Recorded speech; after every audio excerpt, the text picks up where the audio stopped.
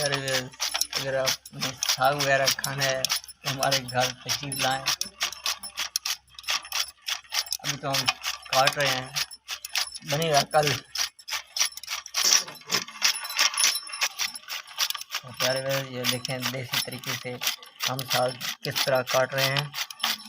ये हमारी साग की मशीन है।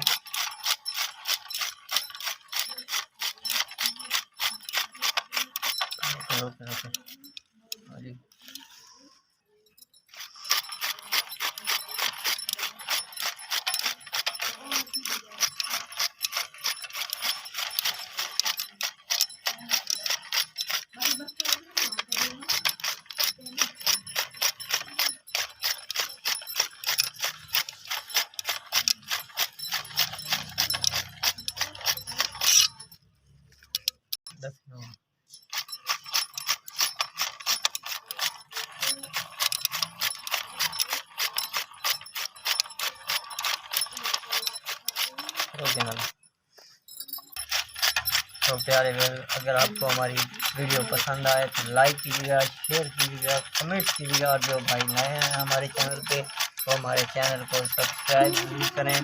तो हम तो साग काटते रहेंगे, तो हम अपनी वीडियो का सलाम। तो मिलते हैं नेक्स्ट वीडियो के साथ, तब तक के लिए इजाज़त दीजिए। अस्सलाम वालेकुम।